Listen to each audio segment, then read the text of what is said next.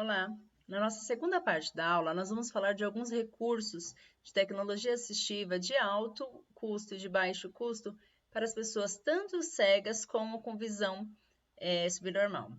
Então, vamos iniciar com as pessoas de baixa visão, visão subnormal, dando algumas dicas de materiais que a gente pode utilizar. Cadernos com margens de linhas mais fortes, marcadas e espaçadas. A gente fala geralmente de usar uma linha e a outra não, mas é sempre importante perguntar para a criança se isso está sendo suficiente ou não. Usar um lápis 6B, né, com grafite mais escuro, uma caneta preta ou uma canetinha, as impressões sempre ampliadas e material sempre com cores mais fortes e cores que contrastam uma com a outra. Então, nós temos também alguns recursos para ampliação de caracteres que permitem a leitura através de monitores e também com a impressão maior. E nós temos também alguns softwares, como o DOSVox e o Virtual Vision, que ajudam também vai falando as coisas que estão no monitor, automaticamente tudo que você vai digitando vai sendo pronunciado pelo computador. Também nós podemos usar as diferentes lupas, então usar esses recursos ópticos quando necessário, sempre pensando na execução da atividade, receber as mesmas atividades que os outros alunos, porém com um material com a letra ampliada, e utilizar um tempo maior para que os alunos consigam terminar essa atividade. Então é muito importante sempre encorajar a criança, desde que muito pequena, a explorar todos os espaços, para que ela possa construir uma percepção de mundo e do seu corpo também. Se ela sentir medo, a gente deve sempre ajudar ela a colocar a mão embaixo para que ela possa fazer, né, a posição da mão dela em cima da sua e para explorar o objeto e sentir a textura. Quando sentir que ela está confiante, deixar a mão dela tocar o que você quer que ele deseja mostrar para ela. Então, o tamanho dos objetos devem ser sempre confeccionados ou selecionados os tamanhos adequados às condições do aluno, ou seja, objetos maiores para crianças que têm mais dificuldades e conforme a dificuldade vai diminuindo, o objeto também vai diminuindo. E a significação tátil? O material precisa possuir um relevo perceptível e, tanto quanto possível, constituir-se de diferentes texturas para melhor destacar as partes que compõem aquela imagem. E a fidelidade? O material deve ter a representação tão exata quanto possível do modelo original. E também deve ter uma facilidade de manuseio. Então, os materiais devem ser simples de manuseio fácil, proporcionando ao aluno uma prática na utilização deles. A aceitação desse material. A gente não deve provocar uma rejeição do manuseio, fato que ocorre muitas vezes irrita a questão da pele, provocando reações que desagrada a criança. Então, sempre proporcionar alguma coisa que seja agradável para ele, aceitar aquele tipo de material. A criança com a cegueira total, ela fará uso do braille. Desde pequena, poderá ter brinquedos e objetos que possam ir fazendo relação dos 6 pontos do braille, como, por exemplo, caixa de ovos, caixas de remédio e outros. O que é, então, esse sistema braille? O sistema braille é um processo de escrita e de leitura baseado em 64 símbolos em relevo, resultantes de uma combinação de até 6 pontos, representação tanto de letras como de algarismos, de sinais de pontuação. Ele é utilizado por pessoas cegas ou com baixa visão e a leitura é feita da esquerda para a direita ao toque de uma ou das duas mãos ao mesmo tempo. Então, o Código Braille foi criado pelo francês Braille em 1809, que ele perdeu a visão aos 3 anos e criou o sistema aos 16. Ele teve o olho perfurado por uma ferramenta na oficina do seu pai enquanto ele trabalhava com couro.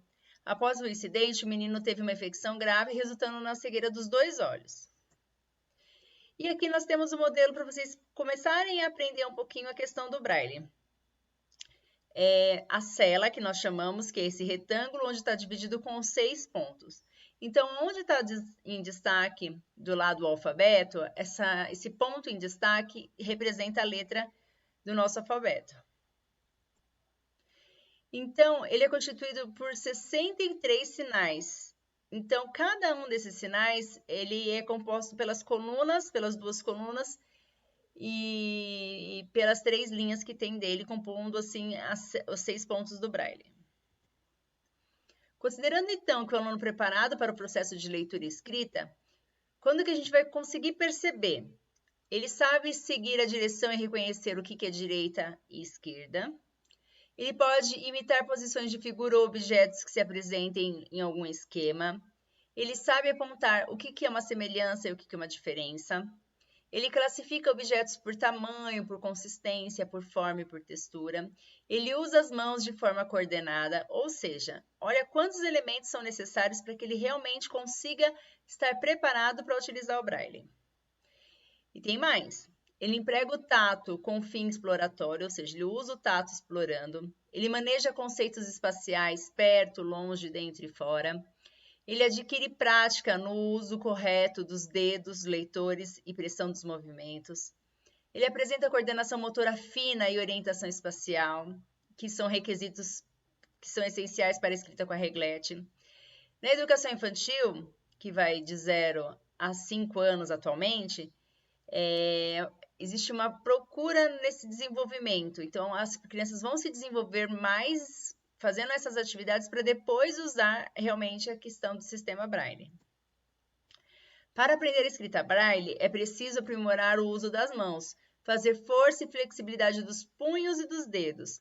Então, atividades sugeridas, as brincadeiras infantis do dedo mindinho, seu vindinho, passanel, tampar e destampar diversos frascos para fazer essa questão da pressão, de rosquear, de encaixar, fazer alinhavos, jogos de enfiagem, ou seja, pegar contas e colocar dentro da linha de diversos tamanhos, de diversas formas.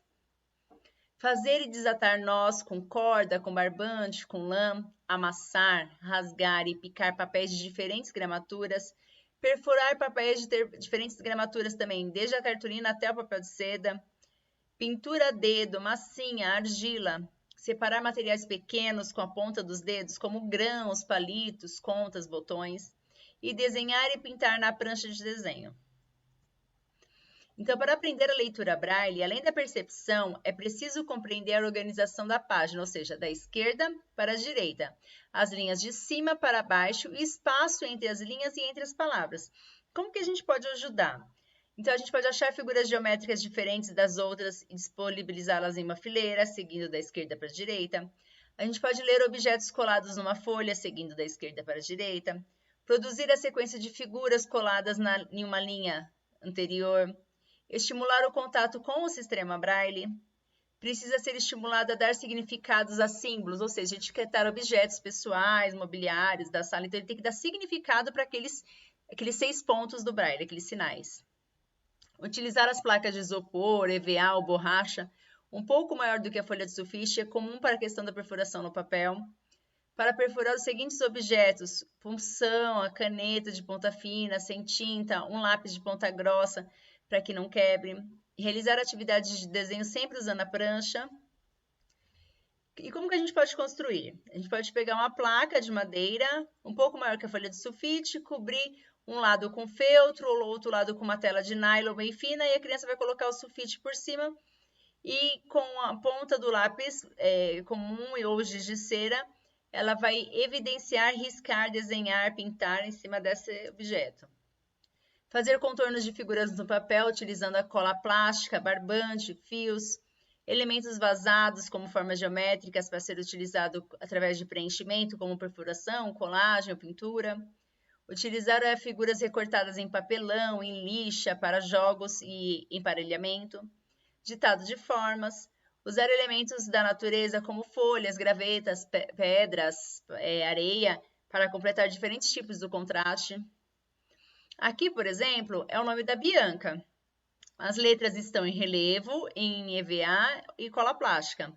Depois, embaixo, está o Braille. E ali está uma pulseira que representa a criança. Então, ela vai associar as 3 informações.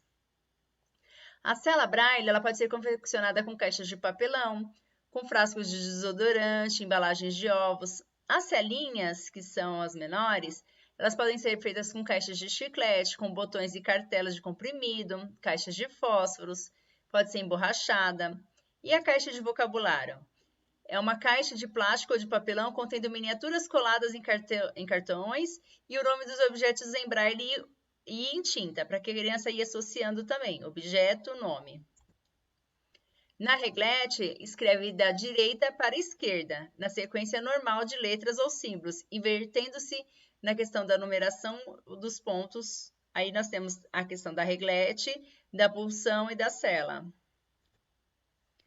Os recursos para a produção do Braille são a reglete e a punção e a máquina de datilografia em Braille, e os equipamentos informatizados, que são as impressoras em Braille atualmente. A leitura, tanto na reglete como na máquina, é feita da esquerda para a direita. Esse fato acontece somente através da estimulação consecutiva dos pontos, dos relevos. A média atingida pela maioria dos leitores é de 104 palavras por minuto. O alfabeto, a letra cursiva confeccionadas com emborrachamento, papel ou em arame flexível. Um gaveteiro alfabético, onde cada gaveta contém a miniatura do objeto indicada com a letra, fixada em relevo, em braille na parte externa. E também nós podemos fazer uma grade para escrita cursiva, ou seja, uma pauta confeccionada com caixas de papelão, com aquelas placas de radiografias ou emborrachadas em outra, onde tem um espaço onde a criança possa escrever, mesmo com a caneta. Então, as pranchas para desenhos em relevos, a gente pode usar retângulo em Eucatex, recoberto com uma tela de nylon, que nem a gente já tinha visto. A gente pode também usar garrafas de plástico, água mineral cortada, para a gente trabalhar a questão da capacidade, do que é 1 litro, o que é meio litro. Para caixa de números, é bom usar caixas de plástico ou de papelão contendo a miniatura dos números e colar na parte externa o numeral, em tinta, em relevo e em braille, correspondente à quantidade de objetos a serem guardados no interior da caixa. Nós podemos também fazer um dominó adaptado com diferentes texturas de tecidos, um baralho adaptado com inscrições dos naipes e dos números em braille. O soroban é como se fosse um ábaco, ele é um instrumento matemático manual que compõe 2 partes separadas na régua horizontal, chamada de régua de numeração. Na sua parte inferior, apresenta 4 contas em cada eixo. E a régua apresenta de 3 em 3 eixos, um ponto em relevo destinado principalmente a separar as classes dos números. Então, aqui nós vamos dar alguns exemplos de outros materiais que podem ser confeccionados. Nesse caso aqui é um mapa em relevo também. Pode ser usado diferentes materiais para confeccionar os mapas, para que as crianças consigam passar a mão e identificar quais são os estados, os países. Nós podemos também fornecer o maior número de informações, sempre indicando a posição dos móveis que estão e também das orientações sobre as possibilidades de circulação. Então, essas são as nossas dicas. Na nossa terceira parte da aula, nós vamos dar mais algumas dicas sobre a questão da deficiência visual, cegueira e baixa visão.